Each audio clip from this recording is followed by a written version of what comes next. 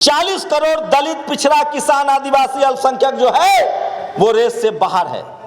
पूछिए कैसे? 40 करोड़ जो दलित पिछड़ा है वो नाले पर जिंदगी जी रहा है, वो झुग्गियों में जी रहा है, वो रोडों पर भीख मांग के काम कर रहा है, वो अनपढ़ है, लाचार है, वो हमारी लड़ाई नहीं लड़ सकता है। बचे 80 करोड़ दलित, पिछड़ा, किसान, आदिवासी, अल्पसंख्यक, उनके साथ दिक्कत यह है कि उनके पास एक छत तो है, उनके पास एक रोजी रोटी का साधन तो है, 5 किलो राशन भी मिल रहा है, लेकिन वो भी सिस्टम से बाहर है। इसीलिए सरकारी स्कूल और अस्पताल बंद हो रहे हैं कि न वो पढ़े न उनको उपचार मिले। तो 80 करोड़ लोग और 40 करोड़ लोग, 120 करोड़ बहुजन तो पहले ही खेल से बाहर हैं। मैं 10 साल पहले की बात करता हूं तो ये लड़ाई बहुत कमजोर थी, लोगों तक नहीं पहुंचती थी। आज सोशल मीडिया है और हर जगह ये लड़ाई पहुंच रही है। बस हमें कुछ काम करने की जरूरत है। और जितने लोग इस हॉल में बैठे हुए हैं, अगर इन लोगों ने आज से तय कर लिया कि 1 घंटा सुबह और 1 घंटा शाम में अपने सामाजिक न्याय के आंदोलन, जिससे संविधान मजबूत होगा, समाज मजबूत होगा, देश मजबूत होगा, इंसानियत के लिए हम लोग काम करेंगे, तो ये लड़ाई और आसान हो जाएगी।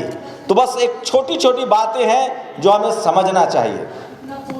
सबसे पहले, मेरा नाम शंभू कुमार सिंह है। मैं एक सोशल मीडिया का पत्रकार हूं, टेलीविज़न में भी पत्रकारिता की है। और उन लोगों का मैं बहुत शुक्रगुजार हूं जो अपनी मेहनत की कमाई से खर्चा करके, चंदा देकर इस तरह के कार्यक्रम कराते हैं जो एक नई लकीर साबित होगी इस देश में। आप सोचिए, कल्पना कीजिए, आज शिवाजी महाराज के दौर को याद कीजिए, साहू जी महाराज के दौर को याद कीजिए, बाबा साहेब अम्बेडकर और फूले के दौर को याद कीजिए। वो लोग किन परिस्थितियों में लड़े होंगे, और इसीलिए हम आज इस हॉल में बैठे हुए हैं।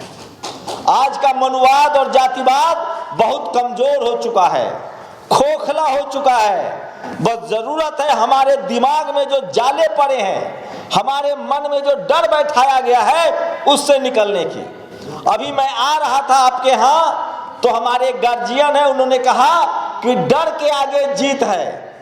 जिस दिन आप तय कर लेंगे कि जातिवाद, मनुवाद के खिलाफ लड़ना है, इस देश को बेहतर बनाने के लिए लड़ना है, उस दिन आपकी जीत तय हो जाती है। क्योंकि मन के हारे हार है, मन के जीते जीत। आप सोचिए, आप कल्पना कीजिए, बहुत लोग कह के गए कि हमारी आर्थिक स्थिति अच्छी नहीं है, हमारे पास बिजनेस नहीं है, हमारे पास पूंजी नहीं है, पैसा नहीं है, बड़ी बड़ी गाड़ियां नहीं है, हमारी बहन बेटी की शादियों में बड़े बड़े विदेश के लोग नहीं आते हैं। मान लिया तो क्या इस देश का 90% लोग इसलिए चुप बैठ जाए कि उसके पास पैसा नहीं है? तो पैसा आएगा कैसे? ये जो लिखा हुआ है, बैलेट पेपर से चुनाव, कॉलेजियम और उच्च न्यायपालिका में आरक्षण, सरकारी धन से पोषित निजी क्षेत्र में आरक्षण, जाति जनगणना में देरी, ये बताइए, ये इसीलिए तो एक कार्यक्रम है ना कि हमारे बच्चों को अमीर बनना है, हमारे अधिकार चाहिए। आप सोचिए, आप कभी सोचिएगा कि अगर दिमागी रूप से कमजोर होने से गरीब नहीं होता इंसान, तो सबसे ज्यादा मेहनत रिक्शा चलाने वाला आदमी करता है, उससे भी ज्यादा मेहनत बिल्डिंग बनाने वाला आदमी करता है, सड़क बनाने वाला आदमी करता है, जो हल जोतता है वो मेहनत करता है। क्या वो अमीर है? क्यों? क्योंकि उसको दिमागी रूप से कमजोर रखा गया है, वो अपना भविष्य नहीं देख पा रहा है, अपना फ्यूचर नहीं देख पा रहा है। इस देश के 90% आबादी को, बहुजन समाज को उस काम में जाना पड़ेगा जिस काम में मान सम्मान है, पैसा है और प्रतिष्ठा है। बहुजन समाज के लोगों को उस काम में डाल दिया गया है जिस काम में न मान सम्मान है, न प्रतिष्ठा है, न पैसा है।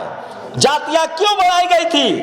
उन्होंने हमें कहा कि तुम लोहा पीटो, तुम लकड़ी का काम करो, तुम चमड़े का काम करो, तुम सफाई का काम करो, तुम खेती करो, तुम मवेशी पालो। मैं उस काम के भी खिलाफ नहीं हूं, वो काम दुनिया भर में होता है, लेकिन वहां उस काम को सम्मान है और उस काम को पैसा है। आज इस देश में सफाई कर्मचारी की तनख्वाह 1 लाख हो जाए तो देखिएगा हर जाति का आदमी लाइन लगा के सफाई कर्मचारी बनने के लिए तैयार रहेगा। मैं गलत कह रहा हूं? तो मैं कह रहा हूं कि अभी ये नहीं होने वाला है।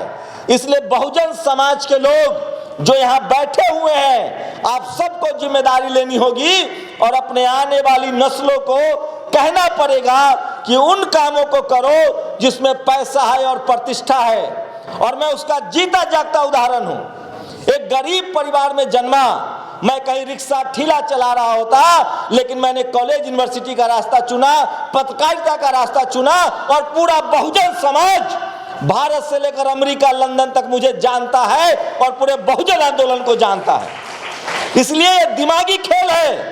प्रोफेसर रतन लाल साहब आ गए हैं, ताली बजाइए एक बार। सोचिए इस देश में कितने प्रोफेसर हैं जो कॉलेज में पढ़ाते होंगे, पढ़ाते हैं और आगे पढ़ाएंगे भी, लेकिन देश प्रोफेसर रतन लाल को क्यों जानता है? क्योंकि उन्होंने डंके की चोट पर इस देश को बनाने के लिए समाज की लड़ाई लड़ रहे हैं। तो आपको तय करना है कि आपको सिर्फ जिंदा रहना है या दुनिया में जिंदा नजर आना जरूरी है। आप सोचिए, हमारे लोगों को दिमागी रूप से कमजोर बना दिया जाता है, कह दिया जाता है कि अरे तुमको पुलिस पकड़ लेगी, अरे तुम्हारी नौकरी चली जाएगी, अरे तुम कैसे बोलोगे। ये तमाम लोग सोचिए, एक अभी IAS मध्य प्रदेश का सस्पेंड कर दिया। क्या हुआ सस्पेंड कर दिया तो? अरे पूरा देश तो जान गया कि बहुजन समाज का एक IAS है जो जातिवाद के खिलाफ बोलता है और अंतरजातीय विवाह के समर्थन में है। जान गया कि नहीं जान गया? मैं फिर कह रहा हूं, हमें रिस्क लेना पड़ेगा। दिमागी तौर से जो हम कमजोर है ना, उससे निकलना पड़ेगा। सबको 2 वक्त 3 वक्त का ही खाना खाना है। कोई हीरा मोती नहीं खाता है, कोई सोना और डायमंड नहीं खाता है। सबको रोटी और अन्न ही चाहिए। अगर प्रतिष्ठा की जिंदगी जीनी है, अगर मान सम्मान की जिंदगी जीनी है, तो लड़ना सीखिए। और लड़ना कोई लाठी डंडा से नहीं है।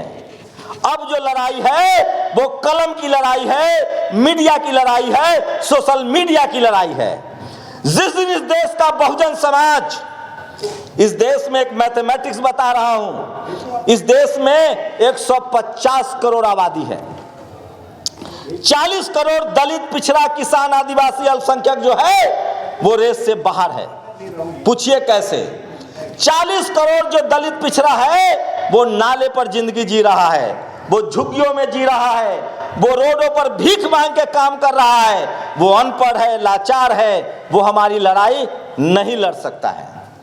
बचे 80 करोड़ दलित, पिछड़ा, किसान, आदिवासी, अल्पसंख्यक। उनके साथ दिक्कत यह है कि उनके पास एक छत तो है, उनके पास एक रोजी रोटी का साधन तो है, 5 किलो राशन भी मिल रहा है, लेकिन वो भी सिस्टम से बाहर है। इसीलिए सरकारी स्कूल और अस्पताल बंद हो रहे हैं कि ना वो पढ़े ना उनको उपचार मिले।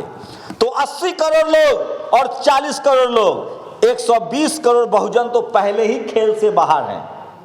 अब बचे 15 करोड़ दलित, पिछड़ा, जो लोग यहाँ बैठे हुए हैं, ये जो व्हाइट कॉलर जॉब करते हैं, जो नौकरी में है, टीचर बने हैं, इक्का दुक्का जज बने हैं, डॉक्टर बने हैं, प्रोफेसर बने हैं। बाबा साहब के बलिदानों से, तमाम बहुजन महापुरुषों के संघर्षों से इन 15 करोड़ों लोगों के पर भी पीठ पर अब चाबुक चलने वाला है और चल रहा है।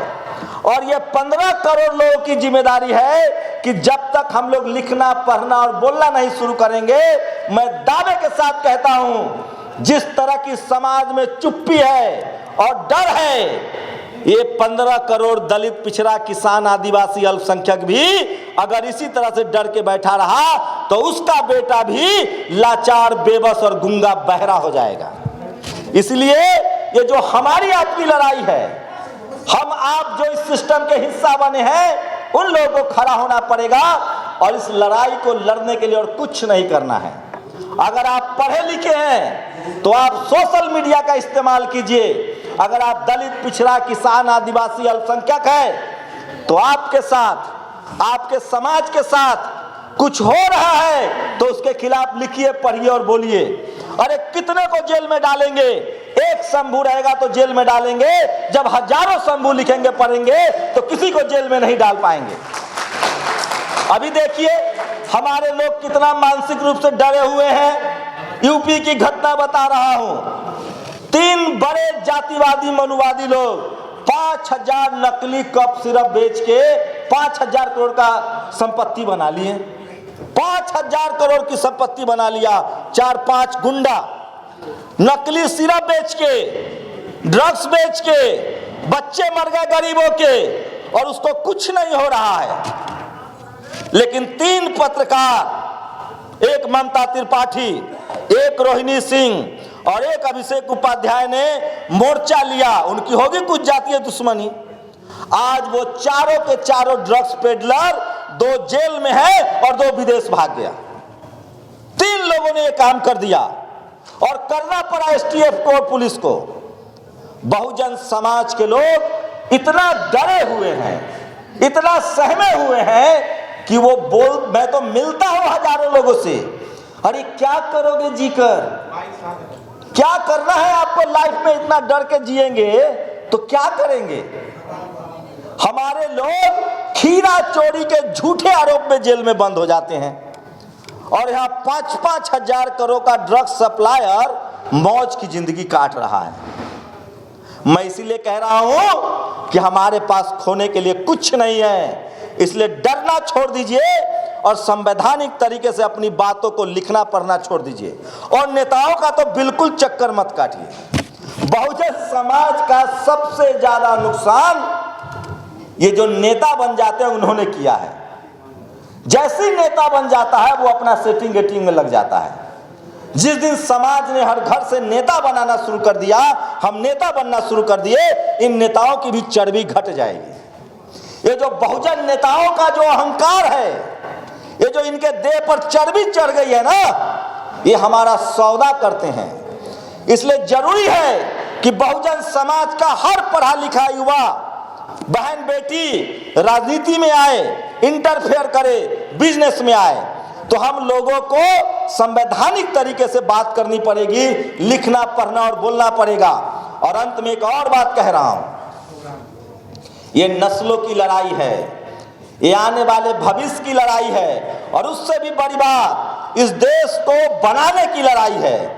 इस देश में जो जातिवादी सोच के लोग हैं, जो मनुवादी सोच के लोग हैं, जो सांप्रदायिक लोग हैं, वो इस देश के सगे नहीं हैं। उनको जब भी मौका मिलता है वो देश को लूट के और बाहर भाग जाते हैं।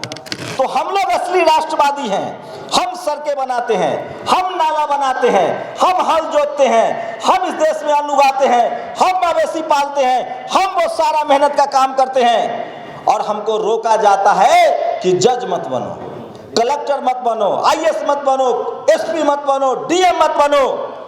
आप लोग कसम खाइए, जो बाबा साहब ने कहा है कि जिंदगी लंबी नहीं शानदार होनी चाहिए। आपको जब जेल में डाला जाए तो ऐसा काम कीजिए कि सड़कों पर जनसैलाब निकले। आपके पर जब जुल्म हो तो पूरे देश को पता चलना चाहिए और शुक्र मनाइए कि हर हाथ में मोबाइल है। और आज बहुजन समाज के इतने लोग हैं जो आप पर हो रहे जुल्म अत्याचार को वो खबर बनाते हैं और दुनिया को पता चलता है। लेकिन मैं फिर एक बात कह रहा हूं, जो भी आयोजक हैं, जो लोग भी इस तरह के आयोजन कर रहे हैं, मैं दावे के साथ कह सकता हूं एक ही अधिकार था हम लोग के पास। मनुवादी जातिवादियों ने जमीन छीन ली, बस हट रहा हूं, नौकरी खत्म कर दी।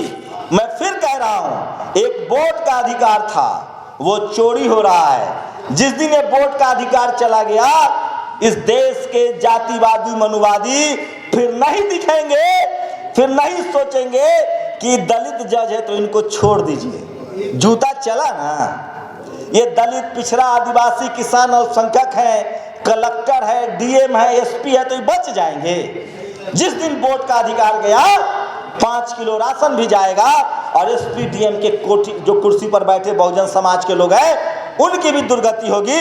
इससे पहले जाग जाइए और वोट के अधिकार को बचाइए और लिखना, पढ़ना और बोलना शुरू कीजिए जातिवाद, मनुवाद के खिलाफ। ये दिमागी लड़ाई है, ये डर के आगे जीत की लड़ाई है। जिस दिन बहुजनों ने बोलना शुरू कर दिया, ये जातिवादी, मनुवादी अपनी हद में रहेंगे, संविधान मजबूत होगा, इंसानियत मजबूत होगी और ये मुल्क भी मजबूत होगा।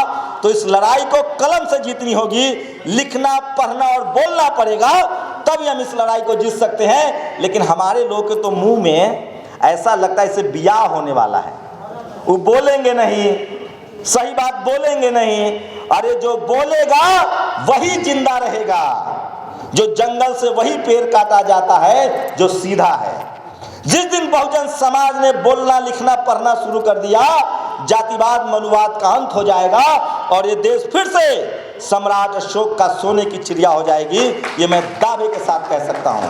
और आखिरी बात, लड़ाई और आसान है, हमारे महापुरुषों ने बड़ी बड़ी कुर्बानियां दी है। आज मौका है, बहुजन समाज की लड़ाई को लड़िए और आपका भविष्य, फ्यूचर है, आपका भविष्य जो है वो उज्जवल है, आपका फ्यूचर उज्जवल है।